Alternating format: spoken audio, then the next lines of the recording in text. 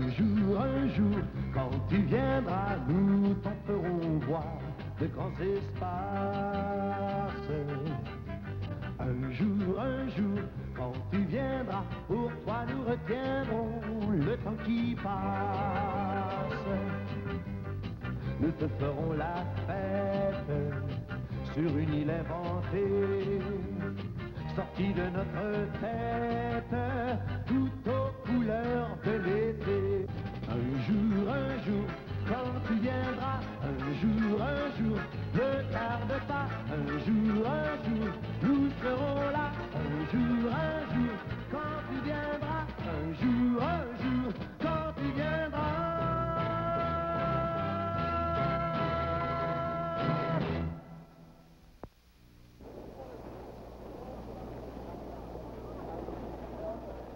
Il y a une ambiance sensationnelle ce matin à l'exposition universelle de Montréal, ici à la place d'accueil.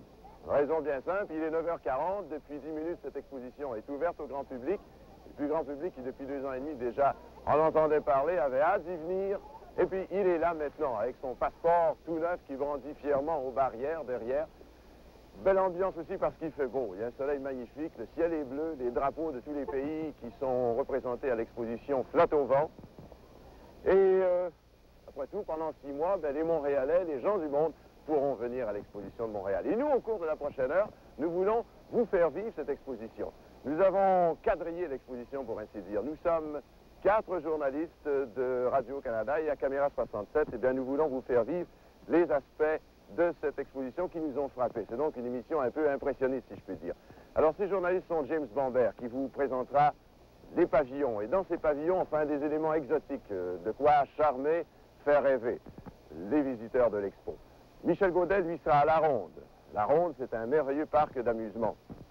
Guy Lamarche vous montrera tous les moyens de locomotion sur cette expo et nous démontrera si il fonctionne bien, si on circule bien quand il y a 250, 300 ou 350 000 visiteurs qui, en une journée, se retrouvent ici sur les îles.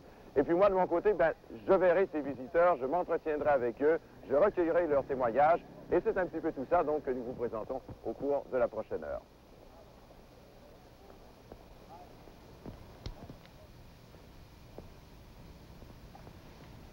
« 250, 300 000 personnes, c'était les chiffres de vendredi matin.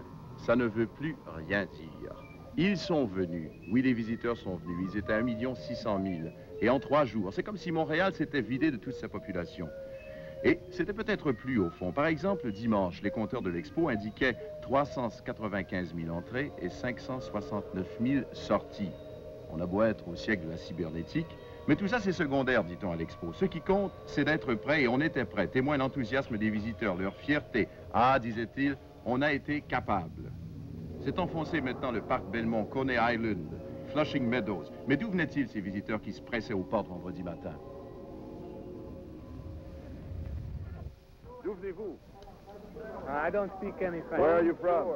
From Santa Monica, California. Terre des hommes, qu'est-ce que ça vous dit? Je vais faire mon mieux possible. Bon. J'ai viens ici parce que j'ai pensé qu'il y a plusieurs monde après-midi, puis ce soir. Puis je veux voir premièrement les édifices. Elles sont magnificentes.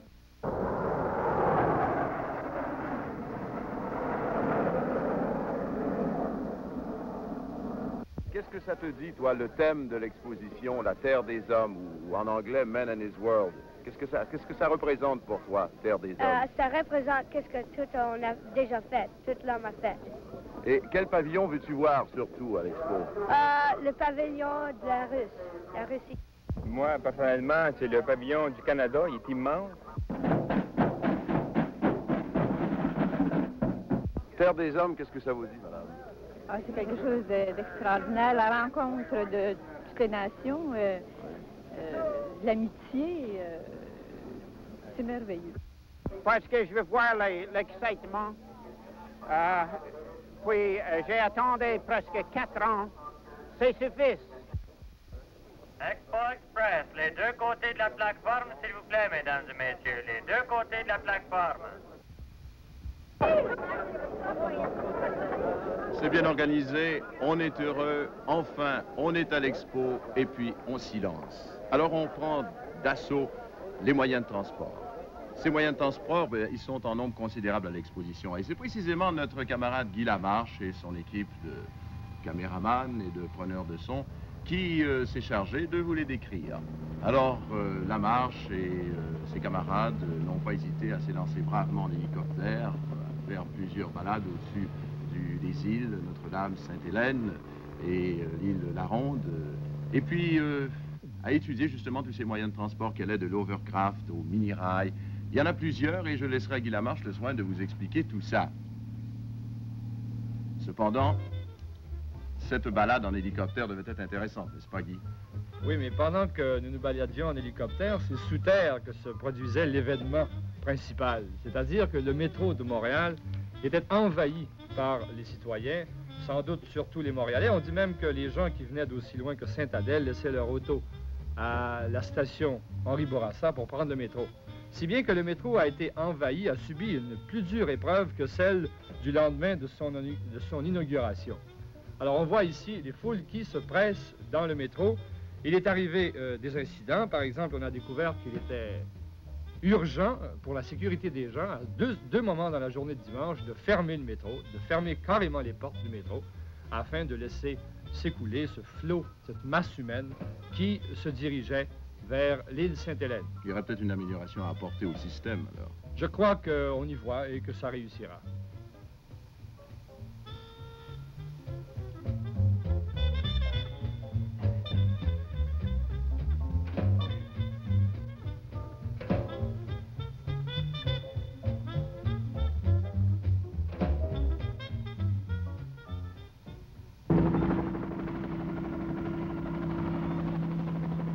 Montréal est prête pour l'expo. Montréal, dont un urbaniste américain vient de dire que c'est le meilleur pavillon de l'expo.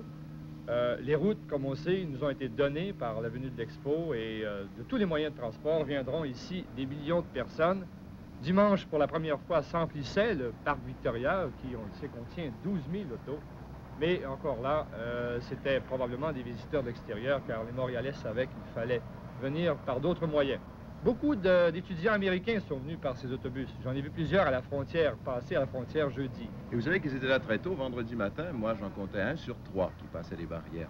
Des Américains qui venaient de très loin. Une chose assez rare, on a les piétons nombreux sur le pont Jacques-Cartier. Une chose que moi je faisais quand j'avais 12 ans, mais que je ne croyais pas voir les adultes refaire en si grand nombre à Montréal. Bien, il y a plusieurs façons d'arriver à l'expo. Il y a au bout de la ronde l'héliport, qui est une concession à une compagnie privée qui aura 8 hélicoptères, qui fera la navette à Montréal, à Dorval. Des gens de New York arrivent à un aérogare privé aménagé à Saint-Hubert pour les fins de l'expo. Et on peut venir en bateau à l'expo. C'est magnifique. Le Commodore Lavigne nous a dit qu'il attendait 6000 bateaux. Et ces bateaux doivent tous avoir feu et lieu. L'aéroglisseur qui glisse sur l'eau, mais on dit aéro parce qu'il glisse sur un coussin d'air, très rapide, très commode. Il fait pas la navette qui va à l'île Charon, à la Jetée-Macaille. Et un petit bac qui amène les gens de Longueuil sur un terrain de stationnement.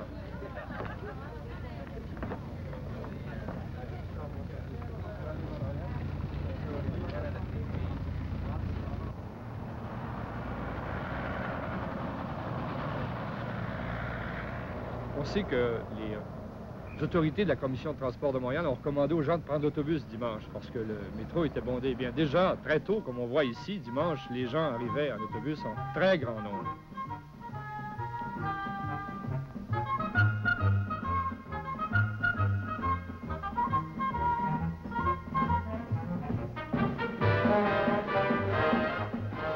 Et c'est à la place d'accueil qu'on s'engouffre au-dessous pour prendre l'Expo Express. Vraiment le nerf de l'Expo. Sans l'Expo Express. Alors qu'est-ce que c'est au juste l'Expo Express? C'est un train, un métro à ciel ouvert, gratuit, sans lequel il ne pourrait pas y avoir d'Expo. Car il franchit quand même de la